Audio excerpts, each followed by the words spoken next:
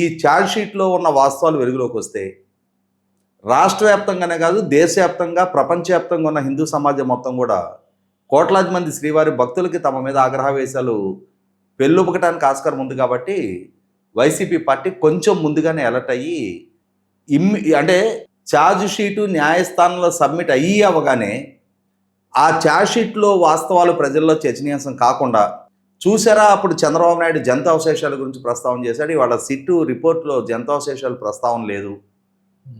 అంటే గడిచిన 5 సంవత్సరాలుగా కృత్రిమంగా తయారు చేయబడ్డ నెయ్యిని సరఫరా చేశారు అన్న అంశం చర్చనీయాంశం కాకుండా, అలా సరఫరా చేయటం ద్వారా కోట్లాది మంది భక్తులు అత్యంత పవిత్రంగా ఆరాధ్య దైవంగా భావించే శ్రీవారి సన్నిధిలో శ్రీవారికి నైవేద్యంగా నివేదించే లడ్డూ తయారీలో వినియోగించే నెయ్యి బెస్ట్ క్వాలిటీ నెయ్యి వాడాల్సిన దగ్గర ఈ విధమైన కెమికల్స్ తోటి తయారు చేయబడ్డ ల్యాబ్ మేడ్ నెయ్యి లాంటి పదార్థాన్ని, ఆ పదార్థం కొన్ని సంవత్సరాల పాటు సరఫరా చేయబడింది.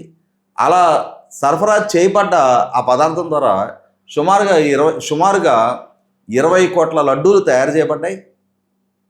20 కోట్ల లడ్డూలు గత 5 సంవత్సరాల టెన్యూర్లో భక్తులు ప్రసాద రూపంలో వాటిని కొనుగోలు చేసి తీసుకువెళ్ళారు. ఈ విధంగా ఇంతటి అపచారానికి, ఇంతటి అపవిత్ర కార్యక్రమానికి పాల్పడ్డ వైసీపీ పార్టీ తన వైపు నుంచి జరిగిన ఈ తప్పు ప్రజల్లో చర్చనీయాంశం కాకుండా ఉండటం కోసం వాళ్లే ఎదురుదాడి మొదలుపెట్టారు.